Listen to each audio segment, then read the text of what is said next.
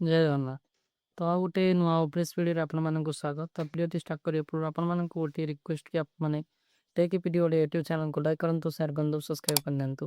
ଯାହାଫଳରେ କି ଆପଣମାନେ ସର୍ବପ୍ରଥମେ ଭିଡ଼ିଓ ପାଇପାରିବେ। ତ ଆଜି ଆପଣମାନଙ୍କୁ ଗୋଟିଏ ବଡ଼ ଜିନିଷ ମୁଁ ଘୋଷଣା ଯୋଉଟାକି ବର୍ତ୍ତମାନ ରିସେଣ୍ଟ କିଛି ଦିନ ପୂର୍ବରୁ ସରକାର ଘୋଷଣା କରିଛନ୍ତି କି ଯେଉଁମାନେ ବି ଆପଣମାନେ ଅନ୍ତର୍ଦୟ ଯୋଜନାରେ ଘର ପାଇବା ପାଇଁ ଚାହୁଁଛନ୍ତି ତ ଆପଣମାନଙ୍କ ପାଇଁ ଗୋଟେ ବଡ଼ ସୁଯୋଗ। ତାର କମ୍ପ୍ଲିଟ୍ ପ୍ରୋସେସ୍ ଆପଣଙ୍କର ଅଫଲାଇନ୍ ରହିବ। ତ ଚାଲନ୍ତୁ ମୁଁ ସ୍କ୍ରିନ୍ ଉପରକୁ ନେଇଯାଉଛି ଆପଣମାନେ କି କେମିତି କ'ଣ ପ୍ରୋସେସ୍ରେ ତାକୁ ଆପ୍ଲାଏ କରିବେ। ତ ସର୍ବପ୍ରଥମେ ଆପଣମାନେ ଅନ୍ତର୍ଦୟ ଯୋଜନାର ଅଫିସିଆଲ୍ ୱେବସାଇଟ୍କୁ ଚାଲିଯିବେ। ସେଠୁ ଆପଣମାନେ ଯେଉଁଟାକି ଆପଣମାନଙ୍କର ରହିଛି ଅନ୍ତର୍ଦୟ ଯୋଜନାର ଆପ୍ଲିକେସନ୍ ଫର୍ମଟି ଆପଣମାନେ ଡାଉନଲୋଡ଼୍ କରିନେବେ।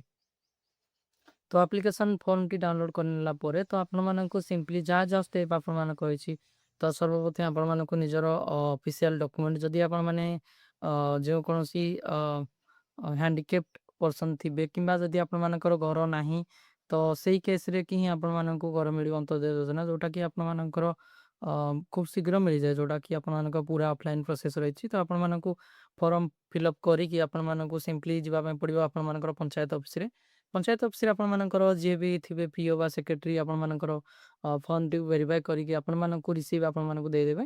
ତ ତାପରେ ସେମାନେ ତାଙ୍କର ପ୍ରୋସେସ୍ଟି ଆପଣମାନଙ୍କୁ ଜଣେଇଦେବେ କେମିତି କ'ଣ ପ୍ରୋସେସ୍ ରହିଛି। ତ ଆପଣମାନଙ୍କୁ ତା ପାଇଁ ଡକ୍ୟୁମେଣ୍ଟ ଆବଶ୍ୟକତା ରହିଛି ଆପଣମାନଙ୍କର ଆଧାର କାର୍ଡ଼ ଏବଂ ଯେଉଁଟା ଆପଣମାନଙ୍କର ପ୍ରମାଣପତ୍ର ଯେଉଁ କେସ୍ରେ ଆପଣମାନେ ଆପ୍ଲାଏ କରିଥିବେ ଯେମିତିକି ଆପଣମାନଙ୍କର ଭିନ୍ନକ୍ଷମ ରହିଛି 45%ରୁ ଯଦି ଆପଣମାନେ ଅଧିକ ଡିଜାବିଲିଟି ଅଛନ୍ତି ତ ଆପଣମାନଙ୍କୁ ମଧ୍ୟ ଘର ମିଳିବା ପାଇଁ ଯୋଗ୍ୟ ରହିବେ। ତ ଯେଉଁମାନେ ବି କୌଣସି ରୋଗରେ ପୀଡ଼ିତ ଅଛନ୍ତି ତ ସେଇ କେସ୍ରେ ମଧ୍ୟ ଆପଣମାନଙ୍କୁ ଘର ମିଳିପାରିବ।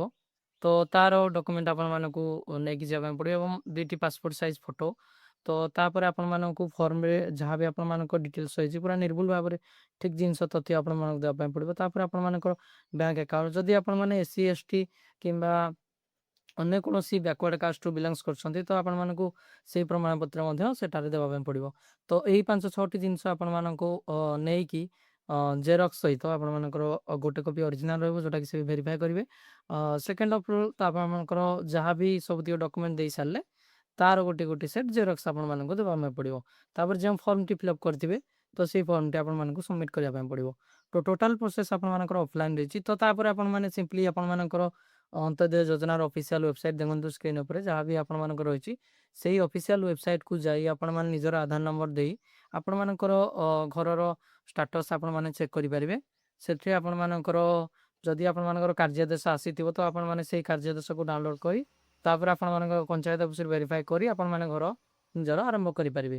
ଏଇଟା ଥିଲା ପୁରା ପ୍ରୋସେସ୍ ଆପଣମାନେ କେମିତି ଅନ୍ତର୍ଦୟ ଯୋଜନାରେ ଘର ମିଳିବ। ଏଇଟା ଅନ୍ତର୍ଦୟ ଯୋଜନାର ଘର ଯେଉଁଟାକି ଆପଣମାନେ ପକାଇଥିଲେ PM ଆବାସ ଯୋଜନା ସେଥିର ଘର ନୁହେଁ। PM ଆବାସ ଯୋଜନାର ବର୍ତ୍ତମାନ ପର୍ଯ୍ୟନ୍ତ ଆପଣମାନଙ୍କର ଫିଲ୍ଡ ଭେରିଫିକେସନ୍ ଚାଲିଛି। ଭେରିଫିକେସନ୍ ଆପଣମାନଙ୍କର 3-4ଟି ଫେଜ୍ରେ ସେଥିରେ ହେଉଛି। ତ ସେଥିପାଇଁ ଆପଣମାନେ ୱେଟ୍ କରନ୍ତୁ, ସେଟା ବି ଘର ଆପଣମାନଙ୍କୁ ଖୁବ୍ ଶୀଘ୍ର ମିଳିଯିବ।